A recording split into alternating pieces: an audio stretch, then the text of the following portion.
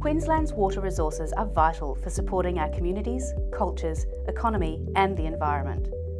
Water meters are an accurate and clear way of making sure all water users who draw water from our rivers and aquifers can take and use their share of this precious resource sustainably. In this video, we're going to explain what steps to take if you need to get a water meter installed or validated, no matter whether you get your water using river pumps or underground bores.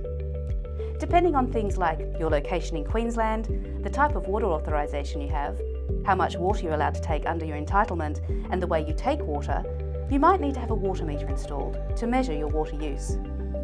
If you need to install a meter or have a meter validated, you'll get a notice from the department.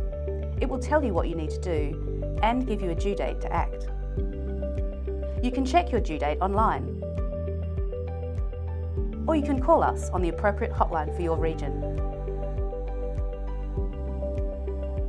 New and existing water meters need to be checked or validated by a certified meter installer, or CMI, to make sure they meet the right standards and read accurately. They will then need to be checked again, revalidated, every 5 years to make sure they're measuring water correctly. Even if you install your own meter, it must still be validated by a CMI. It is your responsibility as a water entitlement holder to meet your due date and have your meter validated by a CMI. If you don't think you need a meter validation, or you don't think you're going to meet your due date, please contact us. CMIs are accredited by Irrigation Australia Limited. You can find one by visiting irrigationaustralia.com.au and clicking the Find a Certified Person button. Just remember to look for a meter installer or validator.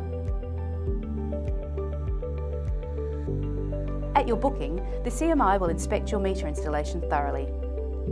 Once they complete their checks and are satisfied that the installation meets the current standards, they'll give you a meter validation certificate. If your water meter installation doesn't meet the current standards, they'll let you know why and explain what work needs to be done to bring it up to the standard.